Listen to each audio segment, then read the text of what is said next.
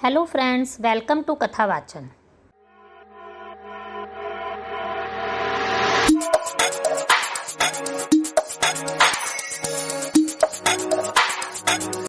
क्या आप जानते हैं ऋषि पंचमी का त्यौहार क्यों मनाया जाता है तथा इसकी कथा क्या है?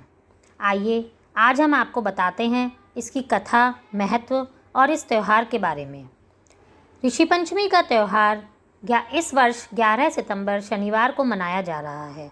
भाद्रपद मास के शुक्ल पक्ष की पंचमी तिथि को ऋषि पंचमी कहा जाता है। ये हरतालिका तीज और गणेश चतुर्थी के बाद अगले दिन मनाया जाता था। शास्त्रों में माना जाता है कि अगर कोई व्यक्ति ऋषि मुनियों की पूजा करता है तो वह हर तरह के पापों से मुक्त हो जाता है। ऋषि पूजने के दिन सप्त ऋषियों को पूजा जाता है। ऋषि पंचमी के दिन क्षमा मांगी जाती है। इस दिन स्त्री पुरुष अनजाने में हुई गलती के लिए सप्त ऋषियों के लिए व्रत करके उनसे आशीर्वाद लेते हैं। माना जाता है कि ऋषि पंचमी पर अपने पितरों के नाम से दान करने पर सभी रुके हुए काम पूरे हो जाते हैं और आपको सफलता मिल जाती है। इस व्रत में मुख्य रूप से सप्तऋषियों सहित अरुंधति का पूजन किया जाता है, इसलिए इसे ऋषि पंचमी कहते हैं। बता दें, इस व्रत में नमक का सेवन भी नहीं किया जाता। व्रत की विधि: सबसे पहले सूर्य निकलने से पहले आप स्नान कर लें और फिर पीले वस्त्र पहनें। अपने घर के मंदिर को गंगा जल से साफ करें। ऋषि पंचमी के दिन घर में साफ सफाई करें।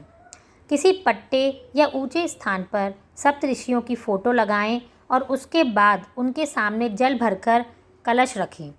विधि विधान से 7 ऋषियों के साथ देवी अरुंधति की स्थापना भी करें। ऋषियों से अपनी की हुई गलतियों की क्षमा मांगें, दूसरों की मदद करने का वचन दें और इस दौरान व्रत कथा सुनें और आरती करें।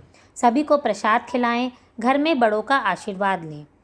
महिलाएं माहवारी के दौरान के दोषों की क्षमा याचना भी इस समय करती हैं। सप्त ऋषियों की हल्दी, चंदन, पुष्प, अक्षत आदि से पूजा करें। पूरे विधि विधान से पूजा करने के बाद ऋषि पंचमी व्रत कथा को सुनें। अंत में ब्राह्मणों को भोजन करवाकर व्रत का उद्यापन करें। ऋषि पंचमी पूजा मंत्र: कश्यपो त्रिभरद्वाजो विश्वामित्राय गौतमः जमदग्नि वसिष्ठः सप्तैते ऋषिये स्मृतः गृहं त्वधर्य मया दंतं तुष्टा भवत में सदा। अब आती है ऋषि पंचमी के व्रत की कथा। काफ़ी समय पहले विदर्भ नाम के एक ब्राह्मण अपने परिवार के साथ रहता था। उसके परिवार में एक पत्नी, पुत्र और एक पुत्री थी।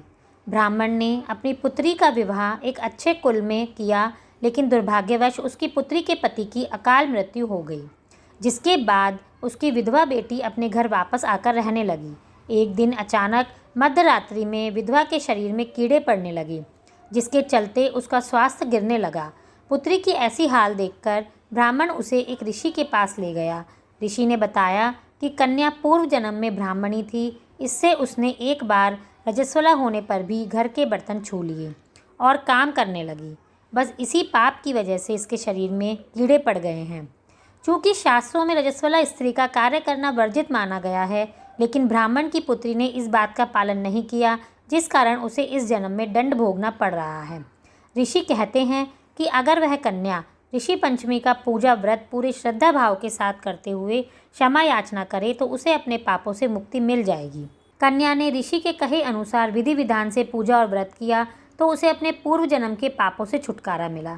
इस प्रकार विधवा कन्या के समान ऋषि पंचमी का व्रत करने से सभी पापों का नाश होता है और हमें सप्त ऋषियों का आशीर्वाद भी मिलता है।